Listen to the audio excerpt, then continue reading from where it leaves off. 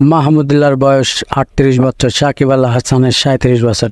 দুজনের বয়স নিয়ে বিবেচনা করে টি-20 বিশ্বকাপের আগে একটি প্রশ্ন অনেকের মনেই জেগেছিল, এটাই কি সাকিব ও মাহমুদুল্লাহ রিয়াদের শেষ টি-20 নাকি?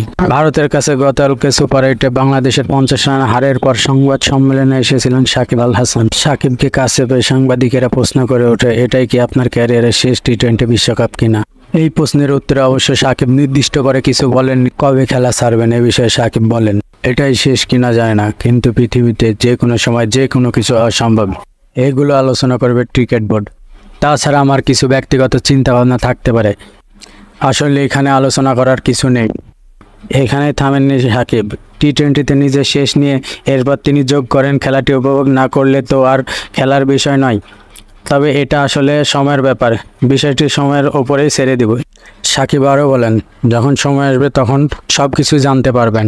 সেই সময়টা কবে হতে পারে এ বিষয়ে সাকিবকে সাংবাদিক প্রশ্ন করলে বাংলাদেশের এই অলরাউন্ডার বলেছেন, যদি দলের মনে হয় আমাকে তাদের প্রয়োজন আছে এবং আমার যদি মনে হয় দলকেও আমার প্রয়োজন, এছাড়া আমার মধ্যে যদি আগ্রহটা থাকে তাহলে আমি দলের হয়ে খেলব।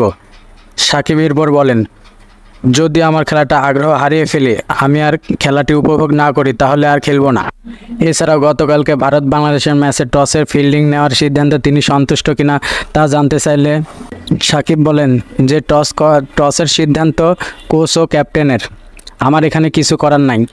তবে আমার মতে ভালো দলের সাথে খেলতে হলে আমাদের আগে ব্যাটিং নেওয়া উচিত, তাহলে একটা ভালো ফাইটিং ম্যাচ হতে পারে।